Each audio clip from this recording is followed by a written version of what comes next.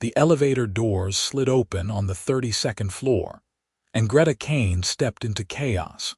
Papers were flying, voices were raised, and someone had just dropped an entire tray of coffee in the hallway outside the conference room. She clutched her portfolio tighter and wondered, not for the first time that morning, if taking this interview had been a mistake. The fashion industry had always been cutthroat, but Vanguard Apparel had a reputation that preceded it. Fast-paced, demanding. Run by a CEO who expected nothing short of perfection. You must be the 9 o'clock. A woman with silver-streaked hair and sharp eyes appeared beside her. I'm Helen, head of HR, follow me, and watch your step. Greta navigated around the coffee puddle and followed Helen down a corridor lined with framed magazine covers. Each one featured Vanguard designs worn by celebrities, models, influencers. The company had gone from a small boutique brand to a fashion empire in just under a decade, and everyone in the industry knew who was responsible for that meteoric rise. Quinn Oakley. 34 years old, self-made millionaire. Known for his ruthless business sense and his ability to predict trends before they happened. Greta had studied his career trajectory when she applied for the creative director position. She had also heard the rumors. Demanding, cold, impossibly difficult to work for. He's running behind schedule, Helen said, stopping outside a glass-walled office. Wait here. He'll be with you shortly. Shortly turned into 20 minutes. Greta sat in an uncomfortable chair, watching the organized chaos of the office through the transparent walls. People moved with purpose, their faces tense with concentration. No one smiled. No one stopped to chat. This was a workplace built on results, not comfort. When the door finally opened, she stood up, smoothing down her navy blazer. And then Quinn Oakley walked in, and every prepared speech she had rehearsed vanished from her mind. He was taller than she expected. Broad-shouldered, with dark hair that looked like he had been running his hands through it all morning. He wore a white dress shirt with the sleeves rolled up, revealing forearms that suggested he did more than sit behind a desk. But it was his eyes that caught her. Deep brown, intense, and currently focused entirely on her with an expression she could not quite read. Greta Kane, he said, and his voice was lower than she anticipated, rougher. Sit. Not exactly warm, but she had not expected warm. She sat. He moved behind the desk, picking up her portfolio without asking permission. For several long minutes he flipped through her designs, his face giving nothing away. Greta forced herself to breathe evenly. She had put her best work in that portfolio. Sketches, fabric samples, photos of completed pieces from her previous position at a smaller design house. Everything that proved she could do this job.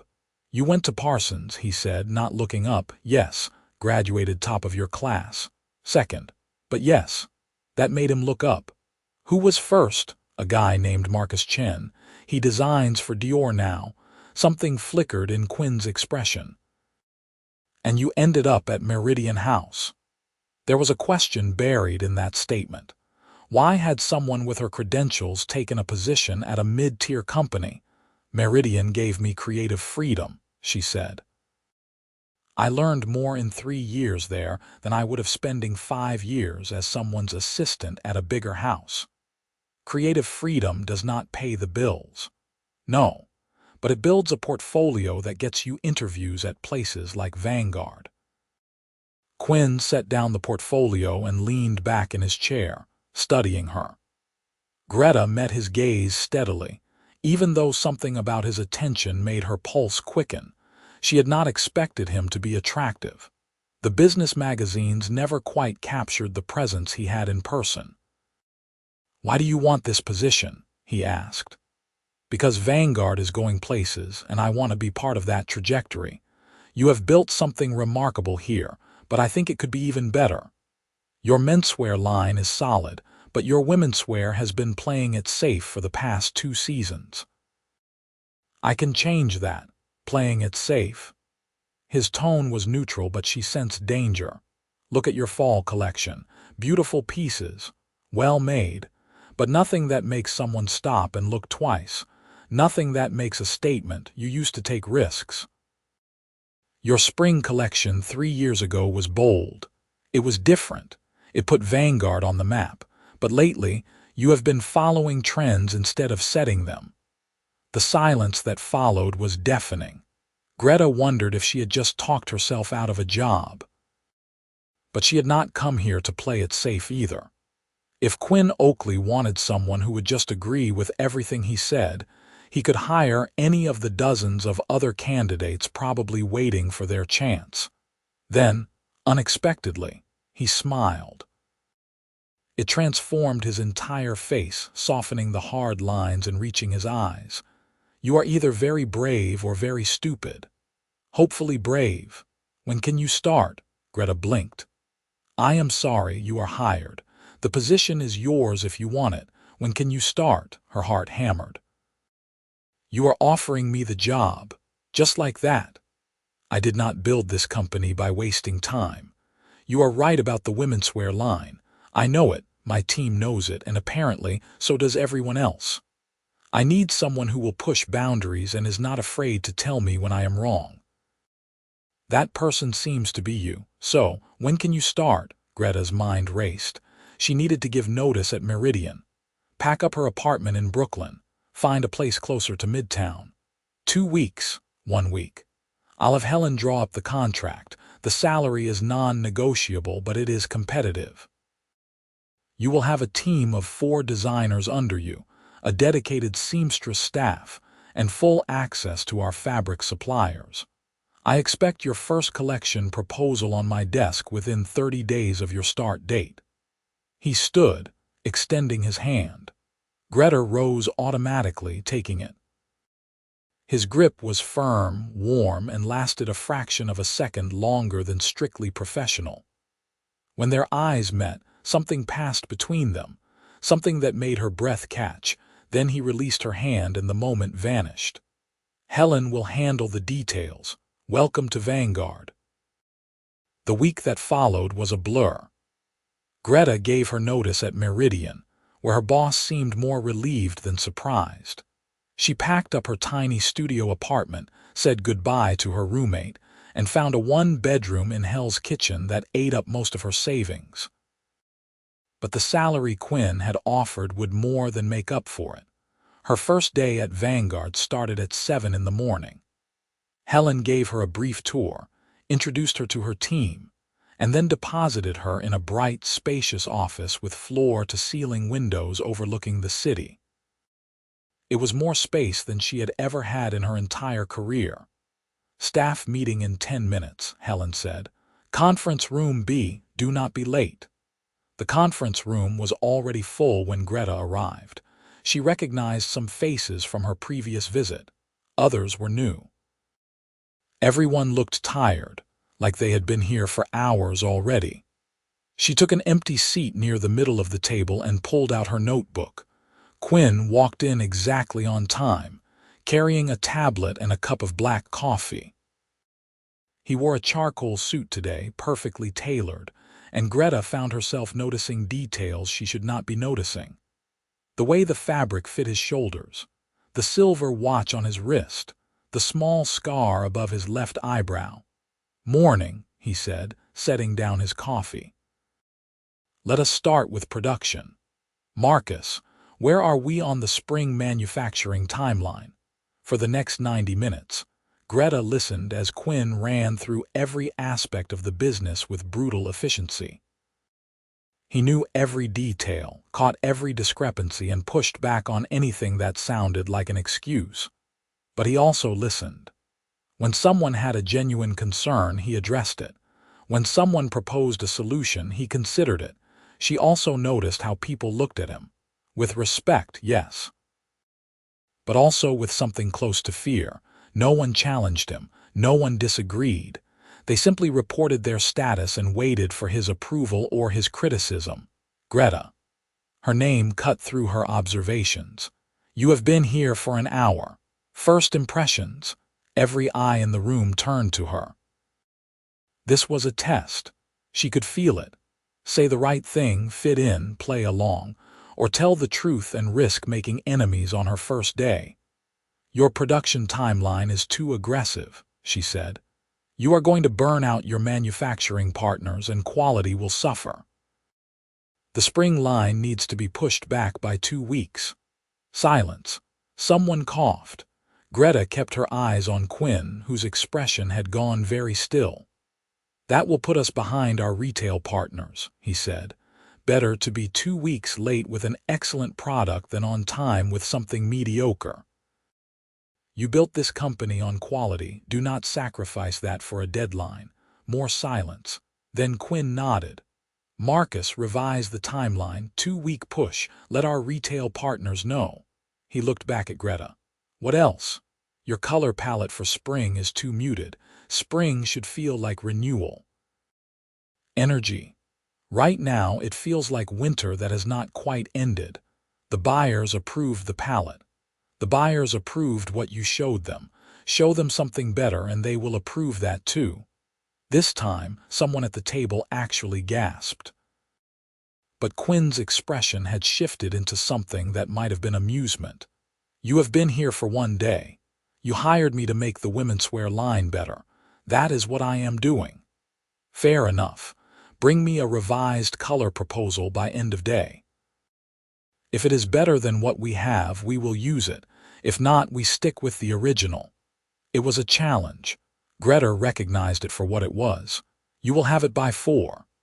The meeting continued, but Greta felt the shift in energy. People were watching her now, sizing her up.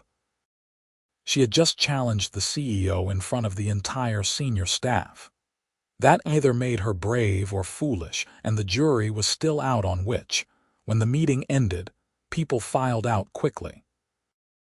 Greta gathered her notes, preparing to head back to her office and spend the day proving she had not just made a massive mistake.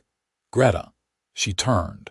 Quinn was still at the head of the table, his tablet in hand, watching her with an expression she could not read. "Yes." "That was either the most impressive thing I have seen all week or the fastest self-destruction in Vanguard history. I am looking forward to finding out which." Before she could respond, he walked past her and out of the conference room, leaving behind only the faint scent of expensive cologne and the feeling that she had just stepped onto a battlefield she did not fully understand. Greta spent the rest of the day buried in fabric swatches and color theory. Her team watched her with a mixture of curiosity and skepticism. They had worked with the previous creative director, who apparently had been more manager than visionary. Greta intended to be both. By 3:30, she had a revised color palette that transformed the spring line from subdued to vibrant without losing sophistication. Soft corals, deep teals, warm golds, and a particular shade of green that reminded her of new leaves in Central Park.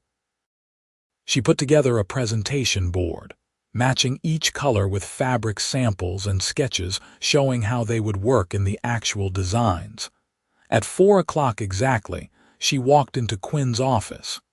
He was on the phone, but he gestured for her to enter. She set up the presentation board on the table by the window and waited.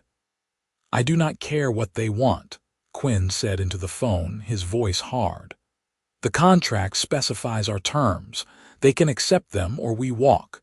You have until tomorrow to decide." He hung up without saying goodbye and turned to her. "Show me."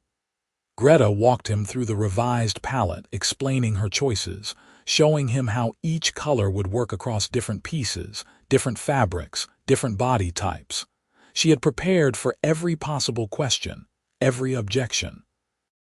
Quinn studied the board in silence for what felt like an eternity. Then he picked up one of the fabric samples, a coral silk that caught the afternoon light beautifully. "This would work for the evening line," he said. "I was thinking the cocktail dresses. Pair it with the gold for accents." And the green, day wear. Blazers, trousers, shirt, dresses. It is professional but unexpected. He set down the fabric and looked at her. This is better. Greta felt something loosen in her chest. Thank you, do not thank me. You did the work. Get this to production. Tell them it is approved. He paused. And Greta, in the future, if you are going to call out problems in a staff meeting, make sure you already have solutions ready. You got lucky today. Next time, be prepared. It was not quite praise, but it was not criticism either. Greta nodded and gathered her materials. As she reached the door, Quinn spoke again.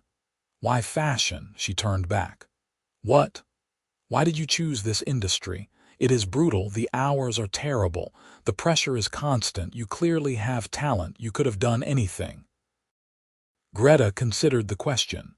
She had been asked it before, but something about the way Quinn asked made her want to give an honest answer instead of the polished response she usually offered. Because clothes matter, she said. I know that sounds shallow. But the right outfit can change how someone feels about themselves. It can give them confidence, make them feel powerful or beautiful or capable. I watched my mother get dressed for work every morning when I was a kid. She was a lawyer, and she had this one suit, navy blue with perfect tailoring. Every time she wore it, she stood a little straighter, spoke a little firmer. That suit was armor. I wanted to make armor for people. Quinn's expression had softened in a way she had not seen before. Your mother, she is still practicing. She passed away 6 years ago, cancer. I am sorry. Thank you. Greta shifted her weight, suddenly uncomfortable with how personal this had become. I should get this to production, of course.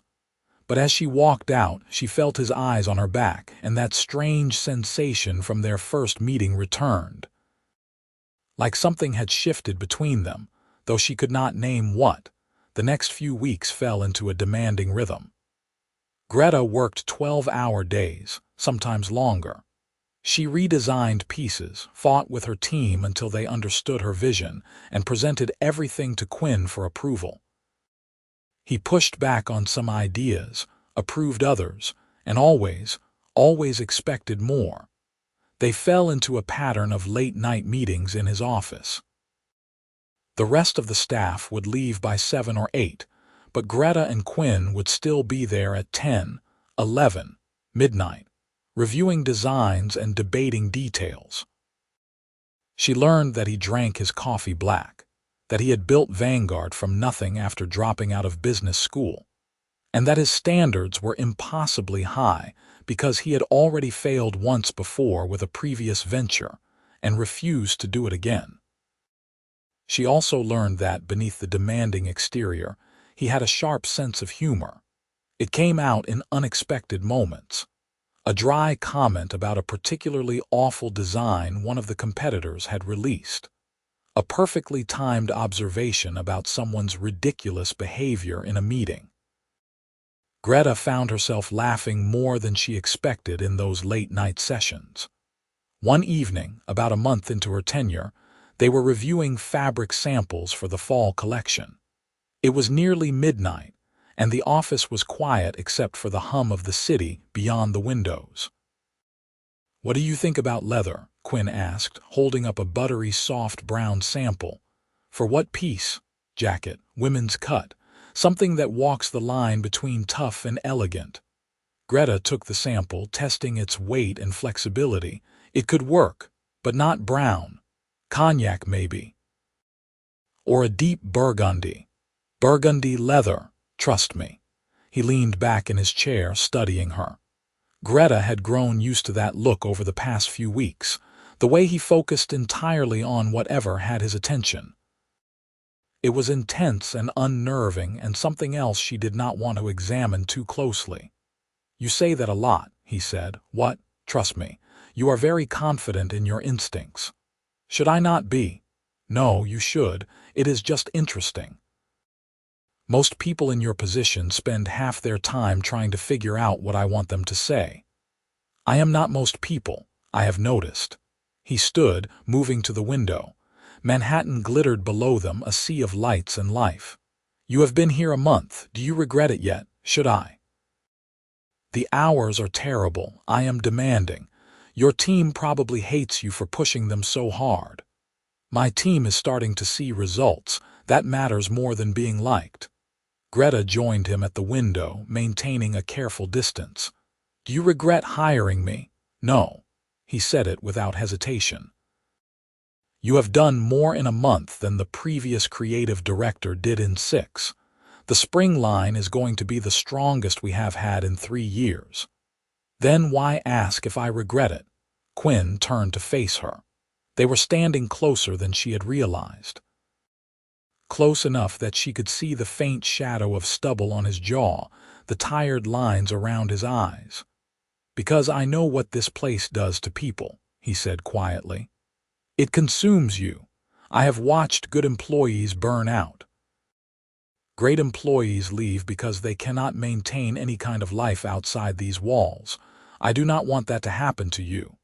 Something in his voice made her breath catch. This was not CEO Quinn talking. This was something more personal. "I can handle it," she said. "I know you can." "That is not what worries me." Before she could ask what he meant, his phone buzzed. The moment broke. Quinn stepped back, checking the message, and the professional mask slid back into place. "It is late," he said. "Go home, get some sleep. We have the buyer meeting tomorrow." Greta nodded, gathering her things. But as she left his office, she could not shake the feeling that something had almost happened. Something neither of them was quite ready to acknowledge. The buyer meeting the next day was intense. Representatives from 3 major retail chains sat around the conference table, examining samples, asking questions, pushing back on prices. Greta presented the spring line with Quinn beside her, tag-teaming the presentation in a way that felt almost choreographed despite never having rehearsed.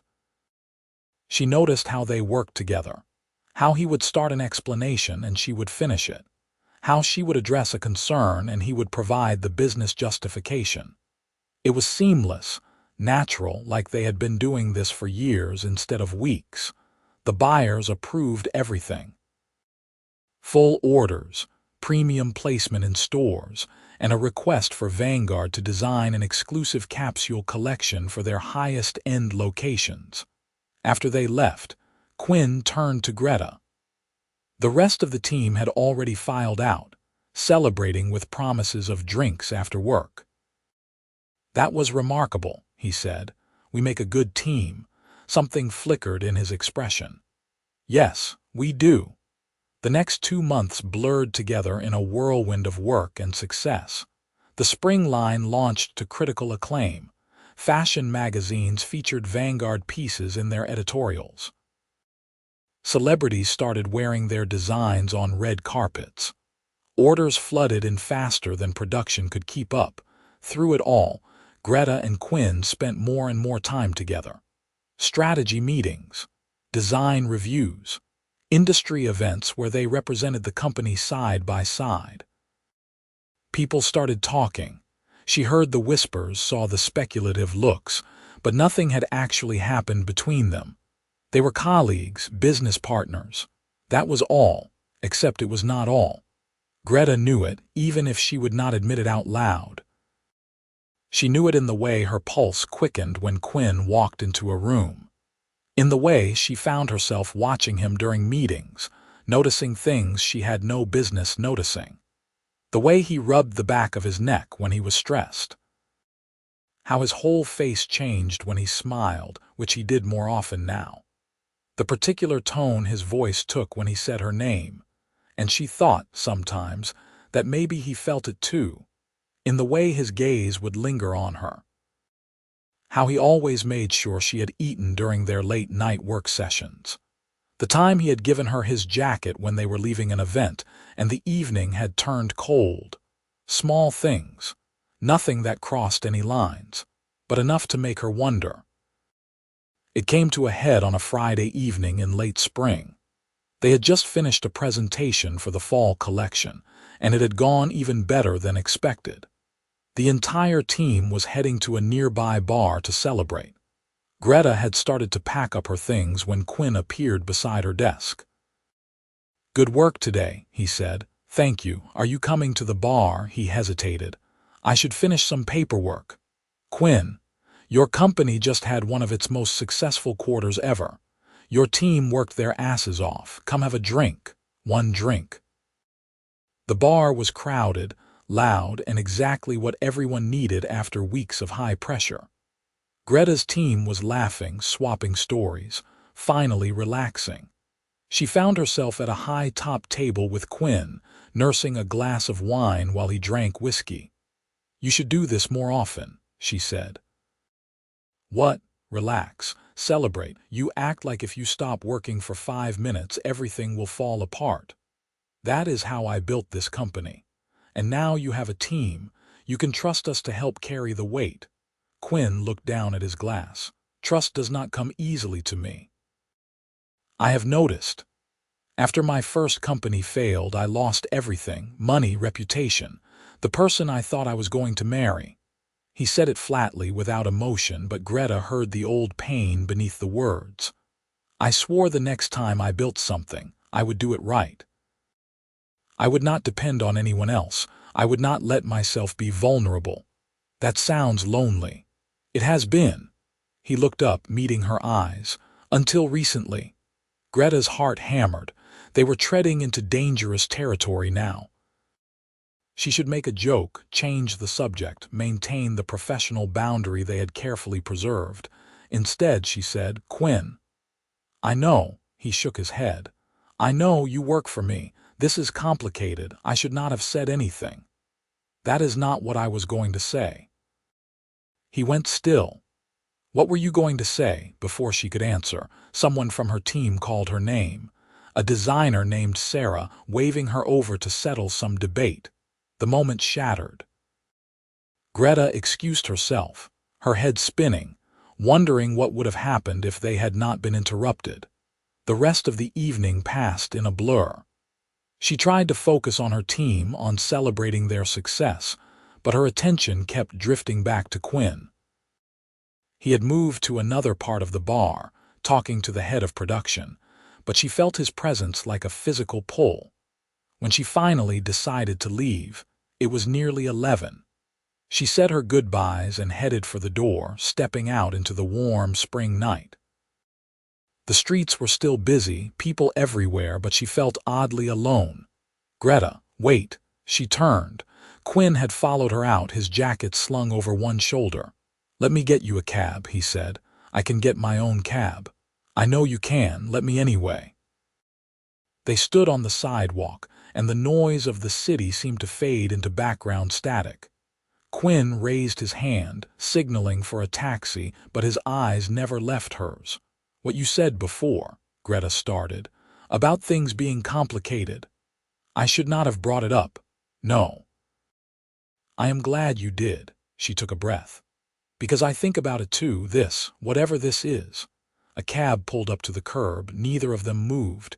"You work for me," Quinn said quietly. "I am your boss. There are power dynamics, ethics, 100 reasons this is a bad idea. I know. But I cannot stop thinking about you." The words came out rough, almost angry. "I try to focus on work, on the business, and all I can think about is how you laughed during our late-night meetings, or how you argued with me during your interview, or the way you look when you are concentrating on a design like nothing else exists. It is making me crazy." Greta, her breath caught. "Quinn, tell me to stop. Tell me this is just professional and I will walk away. I will keep this strictly business. But if there is any chance that you feel even a fraction of what I feel, I need to know." The cab driver honked. The moment hung between them, fragile and crucial. "I feel it too," Greta said. "I have been feeling it since that first interview. Maybe even since you walked into that conference room and looked at me like you could see right through every defense I had." Quinn's expression transformed. "Then we have a problem. A big one. Because I want to kiss you right now, and we are standing on a public street corner and you work for me, and this could complicate everything we have built." Yes, all of that. So what do we do? Greta looked at the waiting cab, then back at Quinn. At this man who had challenged her, inspired her, driven her crazy, and somehow become the person she thought about first thing in the morning and last thing at night. We be careful, she said. We keep this separate from work. We do not let it affect the business or the team. And we figure this out one step at a time.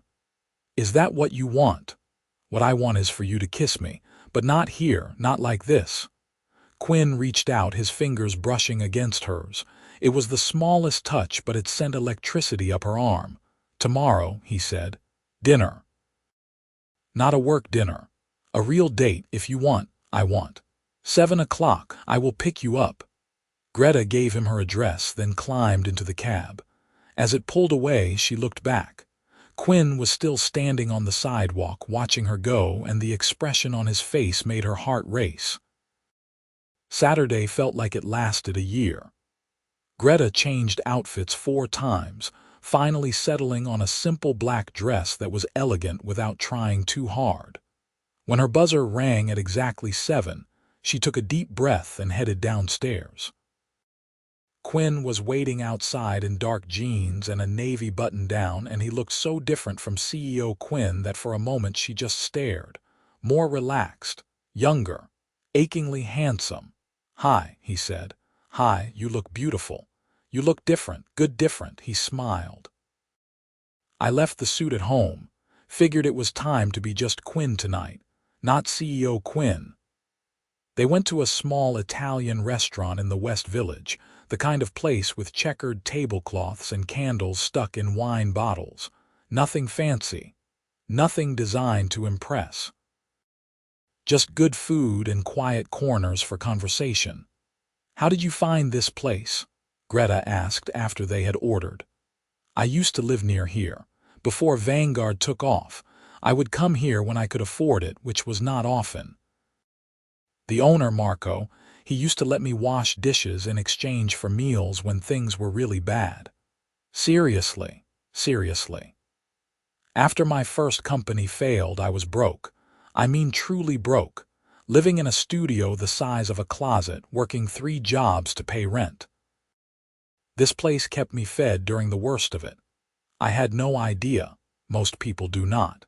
They see the success now and assume it was always like this." Quinn took a sip of wine. "But I spent 2 years barely surviving, wondering if I was delusional to try again. Wondering if I should just give up and get a regular job. What made you keep going? Stubbornness, mostly. And the knowledge that I had something to prove, to everyone who had written me off, to my ex-fiancé who left when the money ran out, to myself." He met her eyes. "What about you? What made you keep pursuing fashion when I am sure people told you it was impractical?" Greta thought back to those early years.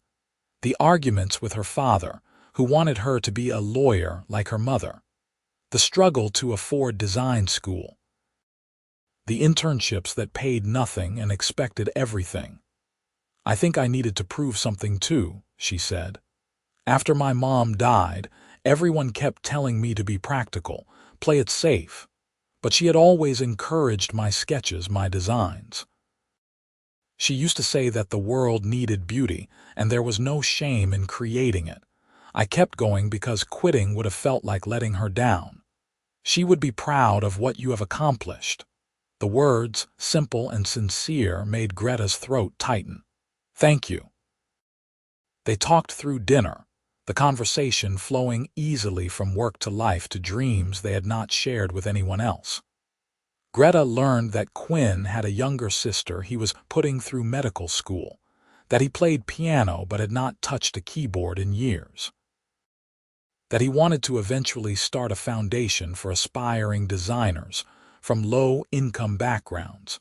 She told him about her tiny apartment in Hell's Kitchen, her addiction to terrible reality TV, her secret ambition to one day design costumes for Broadway. Broadway. Quinn looked delighted. "Really? Theater was my first love. I did costumes for every school production, but fashion seemed more practical." You should do it. Designed for theater, I mean. Once we have the fall line settled. Quinn, I work for you. I cannot just take off to do side projects. Why not? If it makes you happy, we will figure it out. I do not want Vanguard to be the place where dreams go to die.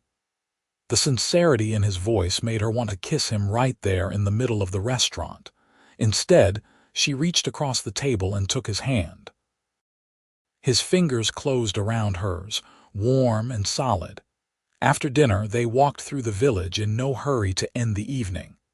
The streets were alive with people, music drifting from open bar doors, the smell of flowers from a late-night bodega. "Thank you for tonight," Greta said. "Thank you for saying yes. I was not sure you would." "Really? After everything? You are brilliant at your job, Greta. You have a future at Vanguard that has nothing to do with me. I was worried you would think a relationship might complicate that. Or that I was using my position to pressure you." She stopped walking, turning to face him. "Is that why you never said anything before?" "Partly. Also because I was terrified." "Of what?" "Of this. Of caring about someone again. Of giving someone the power to hurt me." He reached up, brushing a strand of hair from her face. "But somewhere along the way, I realized being terrified of getting hurt was not as scary as the thought of never taking this chance with you." Greta's heart felt too big for her chest. "Quinn, I am not good at this," he said quietly. "Relationships, being vulnerable, all of it. I am going to mess up, say the wrong thing, work too much, but I want to try with you, if you are willing to be patient with me. I am not good at it either. I throw myself into work and forget the rest of the world exists. I am stubborn and opinionated and terrible at compromising on creative decisions. I have noticed. But I want this. I want you." She stepped closer. "So maybe we can be terrible at it together and figure it out as we go." Quinn's hand cupped her cheek, his thumb tracing her jawline. "Can I kiss you now? Or are we still waiting? Now is good." He kissed her softly at first, almost tentative, like he was afraid she might vanish. But Greta pressed closer, her hands sliding up his chest, and the kiss deepened into something that made her forget they were standing on a public street. His arms came around her waist, pulling her against him, and the world narrowed to just this. His lips on hers, his hands in her hair, the way he breathed her name like it was something precious. When they finally broke apart, both breathing hard, Quinn rested his forehead against hers. "I have been wanting to do that for months," he said. "Months? Since that first interview. You walked into my office in that navy blazer, told me my women's wear line was playing it safe, and I thought, I am in serious trouble." Greta laughed. "You hired me anyway. Worst and best decision I ever made." They stood there, wrapped around each other on a West Village sidewalk, and Greta felt something settle in her chest. Something that felt like coming home. The next few weeks were a careful balancing act. At work, they maintained strict professionalism. Greta made sure to hold the same high standards for her team, to challenge Quinn in meetings the same way she always had. They did not want anyone thinking she was getting special treatment, or that their relationship affected business decisions. But outside the office, they were just Quinn and Greta. They went to museums and movies, cooked dinner in her tiny kitchen, spent Sunday mornings in bed reading the newspaper and drinking coffee. Quinn taught her to play basic piano. She dragged him to a Broadway show where they both critiqued the costumes and agreed they could have done better. It was easy in a way Greta had never experienced before. No games. No pretense. Just two people who genuinely liked each other figuring out how to make it work. They kept the relationship quiet at first, not out of shame but out of a desire to protect what they had built. But eventually, people noticed. The way Quinn's expression softened when Greta entered a room, how they seemed to communicate without words during presentations. The fact that they left the office at the same time more often than coincidence could explain. Helen from HR was the first to confront them. She appeared in Quinn's office one afternoon, closed the door, and said, "So, you and Greta?" Quinn did not bother denying it. "Yes." "How long?" 2 months. "Is it serious?" "Yes." Helen studied him for a long moment. "I need to know this is not going to blow up and take the company down with it." "It will not. We keep work and personal separate. Her position and compensation have nothing to do with our relationship." "Good. Because she is the best creative director we have ever had, and I will be seriously unhappy if this ends badly and we lose her." Helen stood to leave, then paused at the door. "For what it is worth, I have never seen you this happy, so try not to screw it up." After that, they stopped hiding it. The team adjusted surprisingly quickly. There were a few raised eyebrows, some gossip that died down after a week, but mostly people just seemed relieved that the tension that had been building between them had finally resolved itself. The fall collection launched in September to even greater success than spring. Vanguard was now firmly established as a major player in the fashion world. Quinn was fielding offers from investors wanting to help expand. Greta's designs were being featured in Vogue and Harper's Bazaar. Everything they had worked for was coming together, but with success came new pressures. Quinn was traveling more, meeting with potential investors and retail partners. Greta was being pulled into more interviews, more events, more demands on her time. They saw each other less, and when they did, both were exhausted. It came to a head on a Tuesday night in October. Quinn had just returned from a week-long trip to Los Angeles. Greta had been working on the spring collection proposal and was running on 4 hours of sleep and too much coffee. They met at his apartment, intending to have dinner, but the moment Quinn walked in, everything they had been holding back came spilling out. "You look exhausted," he said. "I am exhausted. I have been doing the work of 2 people while you have been gone." "I was working too, Greta. Securing deals that will let us expand." "I know. I am not saying you were on vacation. I am saying I am tired. So am I." Quinn set down his bag, rubbing his face. "I am tired of living on airplanes. I am tired of schmoozing with investors who do not understand fashion. I am tired of being away from you." Something in his voice made her look up. He looked as worn down as she felt. "I am sorry," she said quietly.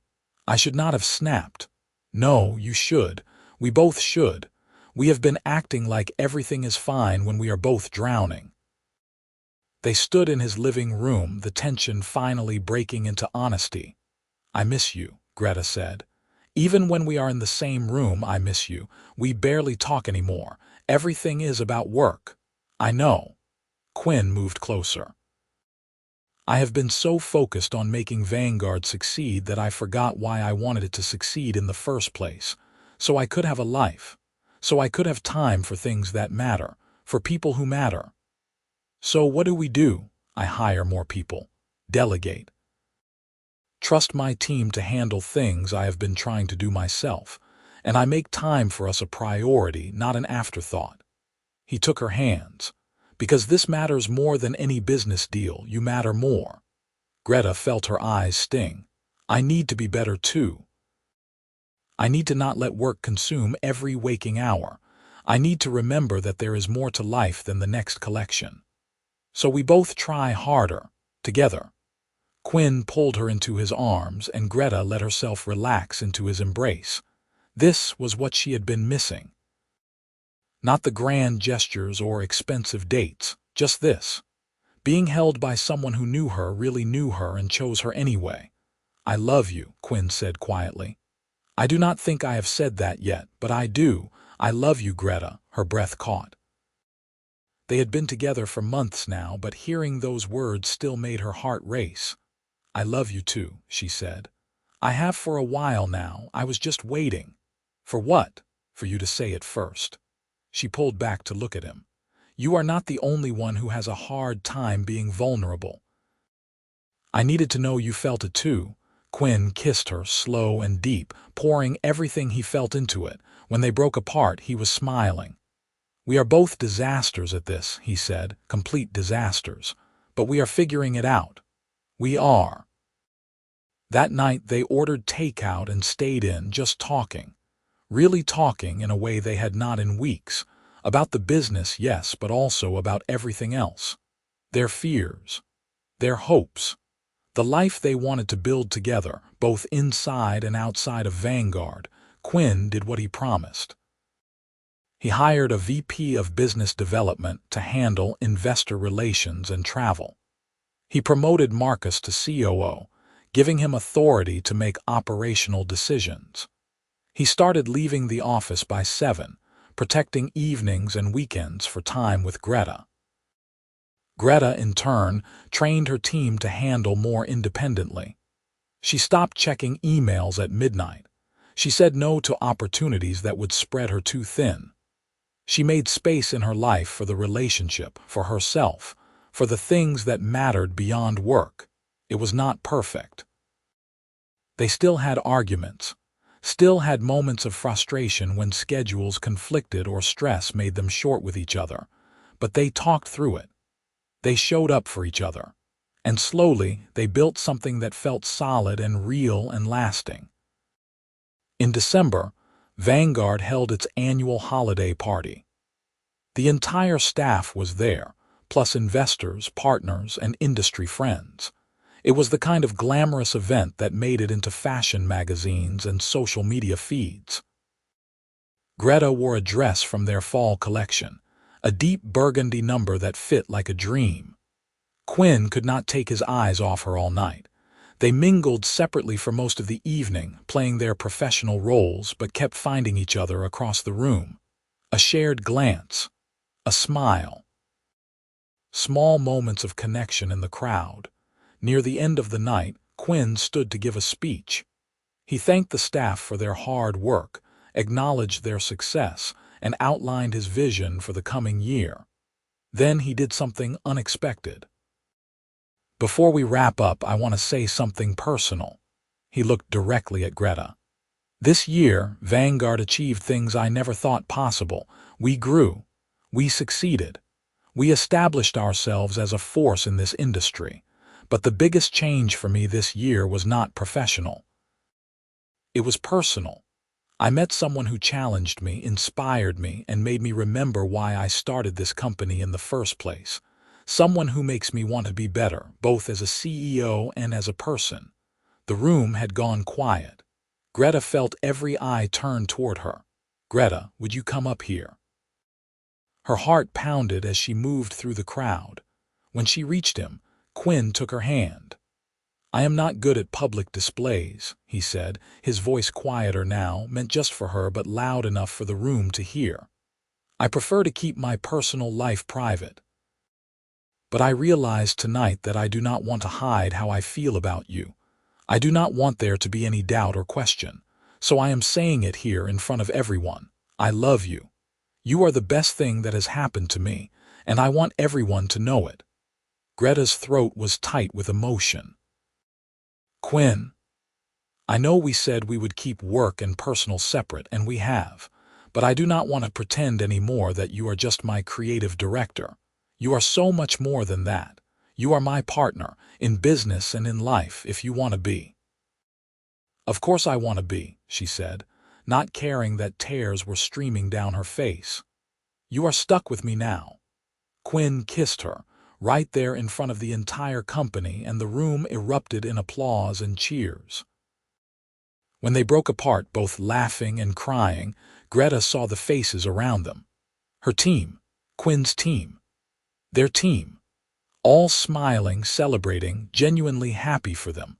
Later, when the party had wound down and they were alone in Quinn's office, Greta curled up beside him on the couch by the window. "That was quite a speech," she said. "I meant every word."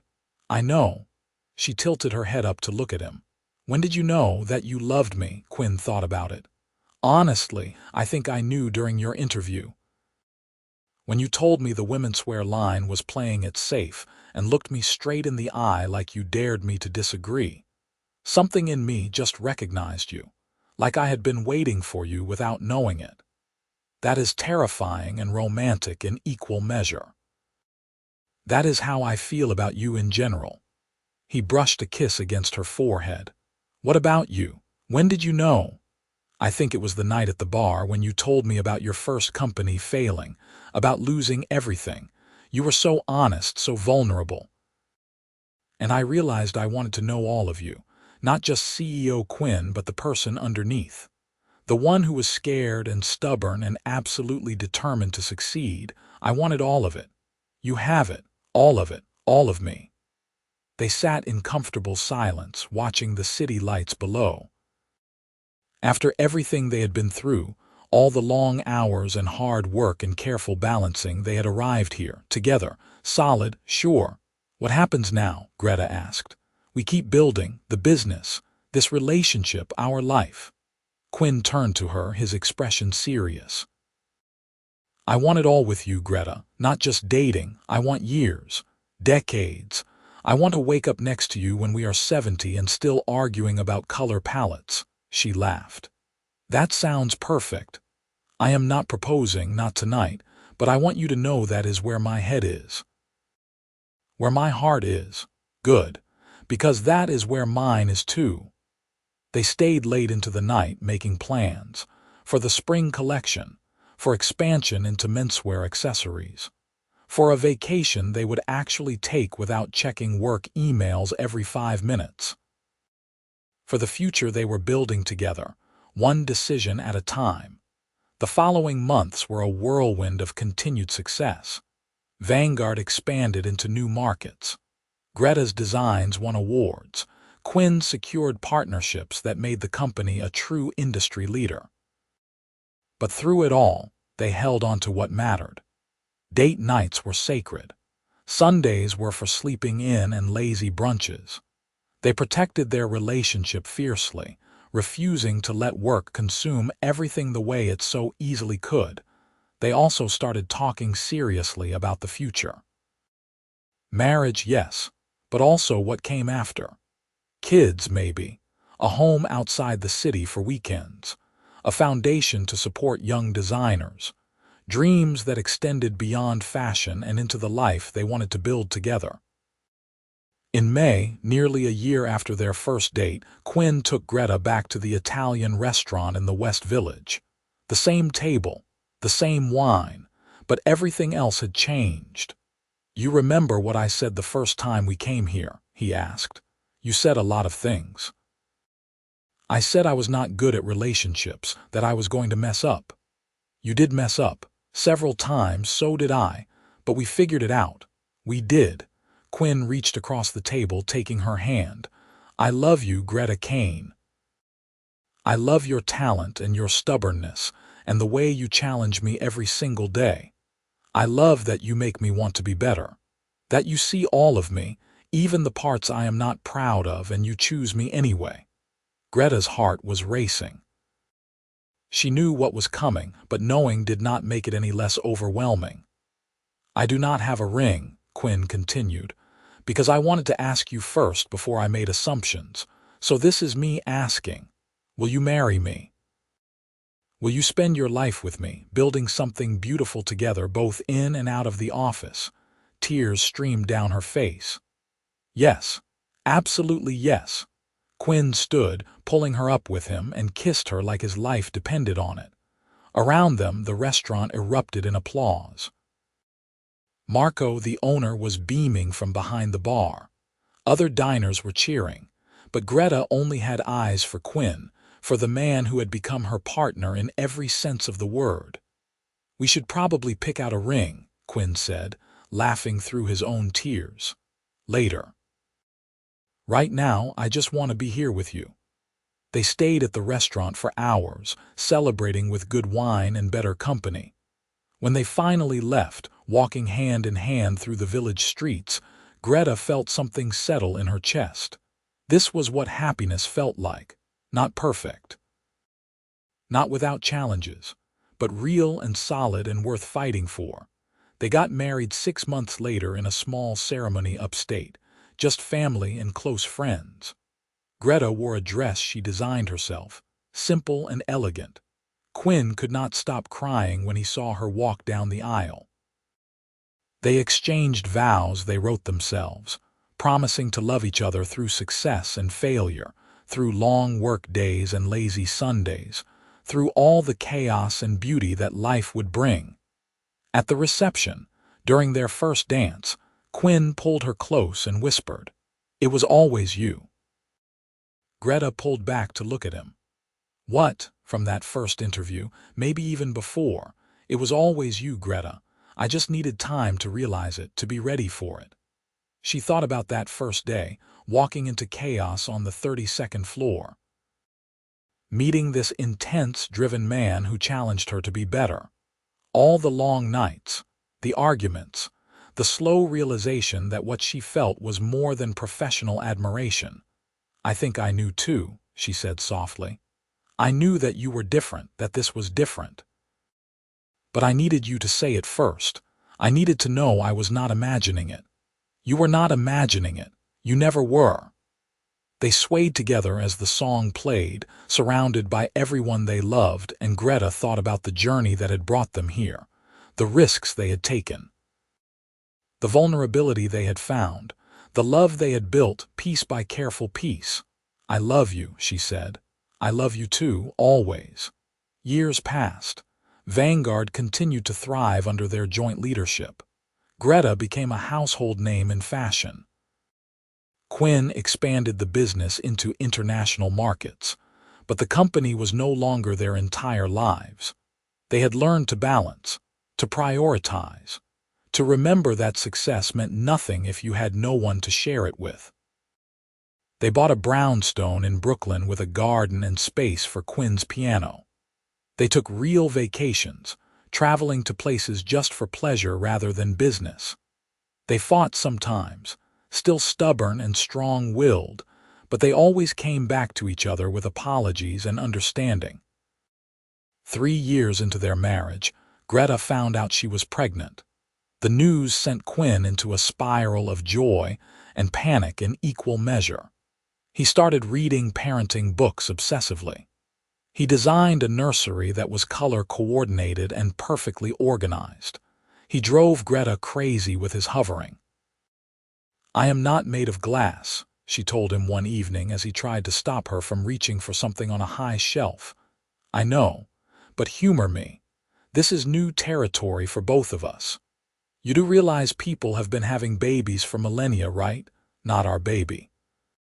His earnestness made her melt. "You are going to be a great dad. I am going to try." Their daughter was born in early spring, during the final push for their annual spring collection. Quinn missed 2 critical meetings to be at the hospital, and he would not have had it any other way. When the doctor placed their daughter in his arms, he cried so hard he could barely see her face. "She is perfect," he whispered. "She is," Greta agreed, exhausted but happy. They named her Rose after Greta's mother, and from the moment she entered their lives, everything shifted again. Work became important but not all-consuming. They hired more people, delegated more, made sure that evenings and weekends were for family. Greta watched Quinn transform into a father with the same intensity he brought to everything else. He was up for every night feeding. He sang Rose to sleep with off-key lullabies. He built elaborate pillow forts and made silly faces that sent her into fits of giggles. He was patient and present in a way that made Greta fall in love with him all over again. 2 years later, they had a son. Oliver came into the world screaming his lungs out and did not stop for what felt like months. He was the opposite of his calm, easy-going sister. But Quinn adored him just the same, walking him through the house at 3 in the morning, talking to him about everything and nothing. "You are good at this," Greta told him one night, watching him rock Oliver while Rose slept on his other shoulder. "At being sleep-deprived and covered in various bodily fluids. At being a dad. At being present. You were so scared you would not know how, but look at you." Quinn looked down at his children, his expression soft. "They make it easy, and so do you. We make a good team. The best." As the years passed, they settled into a rhythm that worked for them. Vanguard became an institution, known not just for great design but for its ethical practices and support of emerging talent. The foundation they started helped dozens of young designers get their start. Greta occasionally designed for theater, fulfilling that old dream. Quinn taught Rose to play piano, passing on the skill his own mother had taught him. They had their challenges. Parenting was harder than any business venture. There were sleepless nights and toddler tantrums and the constant juggling act of work and family.